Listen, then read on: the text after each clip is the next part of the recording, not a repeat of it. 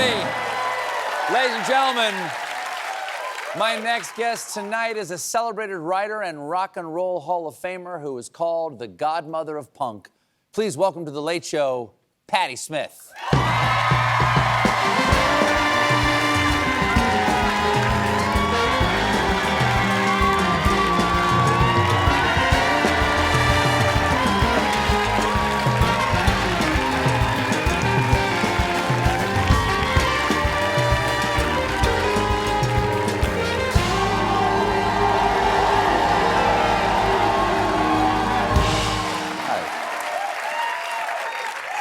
Hi, good to see you again. Nice to see you too. Yeah.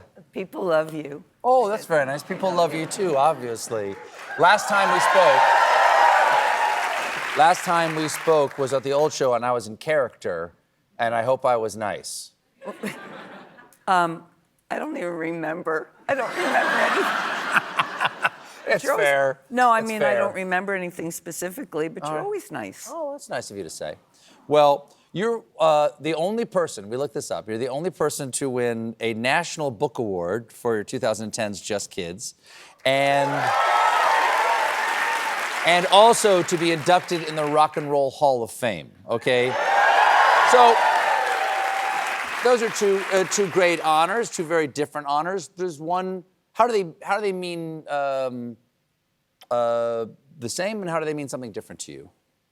Well, I mean, they are different because the Rock and Roll Hall of Fame is really, because it's rock and roll, it's a collaborative art or a collaborative activity, whatever you want to call it. But, you know, because when you accept to be in the Rock and Roll Hall of Fame, you're accepting on the part of your crew, your band, the people. So it's far-reaching. Yeah. But the National Book Award was for work that I did in solitude, my own work. So that's special for me, you know, just as an individual or as a writer.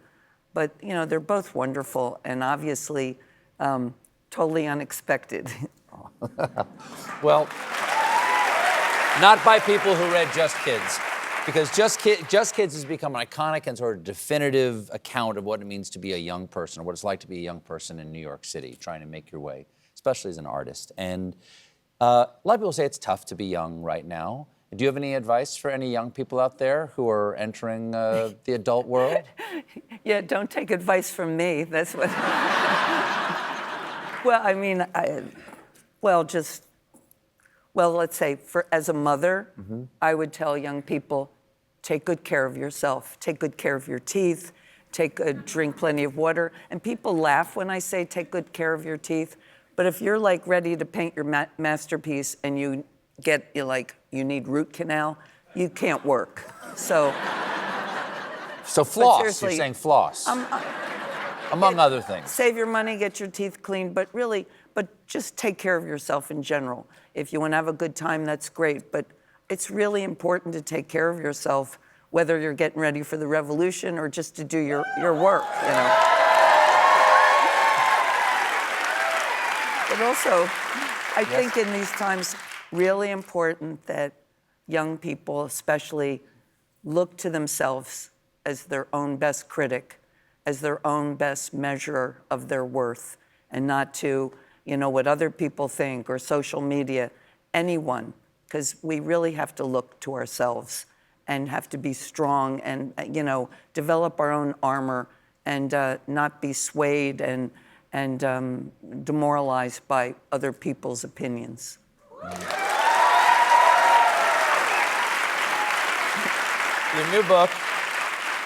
Your new book is Bread of Angels, which is also a memoir, like Just Kids. What inspired you to write a second book?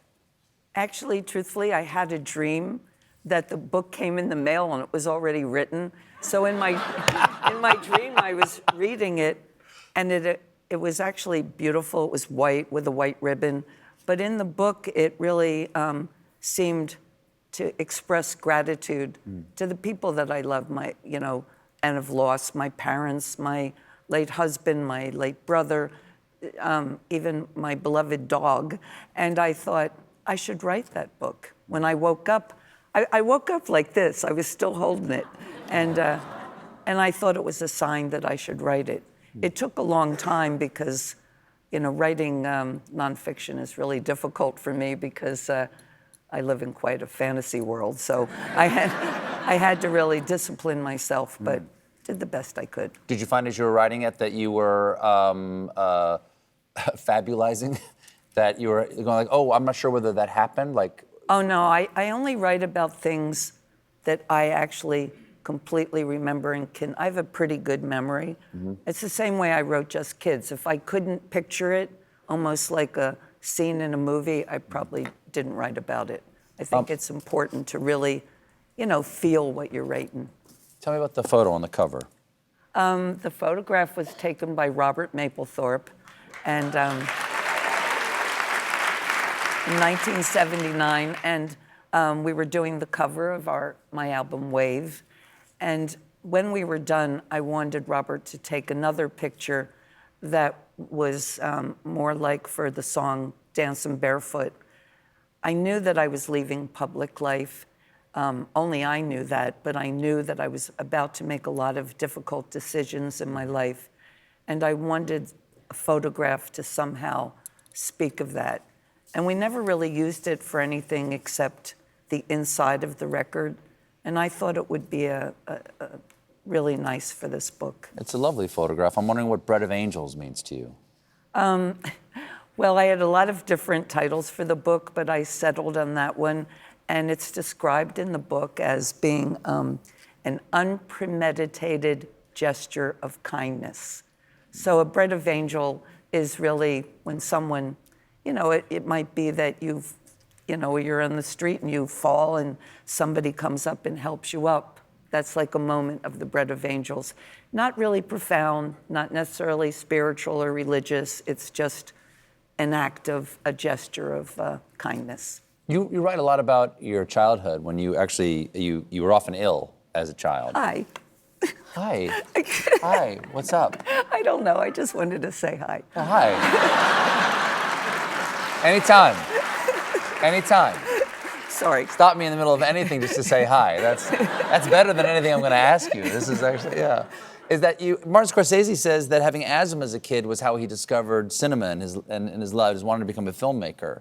I was actually in the hospital a lot when I was a kid. Oh, I'm sorry. And I'm curious, I don't blame you, but do you think your frequent illness played a role in you becoming an artist? I think it was helpful. I mean, I was a reader from very early age in life. I loved books. So to me, convalescence, which I suffered a lot of, just meant time to read books, make up stories in my head. And also I learned that a lot of my favorite authors, like Frank L. Baum and Robert Louis Stevenson, there's several of them who were very sickly, like Proust, very sickly as children. And William Burroughs actually told me that he was quite sickly.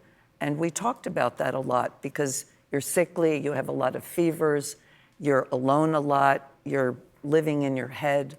And if you're at all creative, it becomes a very, very fertile time. Did you have fevers? A lot of fevers as a kid? When I was younger, I don't suffer them anymore. You have any hallucinations or anything? Oh, yeah. Yeah, I had really bad scarlet fever, tuberculosis, and the fevers, and also they gave you in the 50s so much penicillin. So maybe 4 times as much as you needed because they were still experimenting with it. Sure. And that alone would give you hallucinations. But I don't know, I was such a fanciful kid. I just found them interesting, and I can remember them to this day. Next week marks the 50th anniversary of your first album, Horses.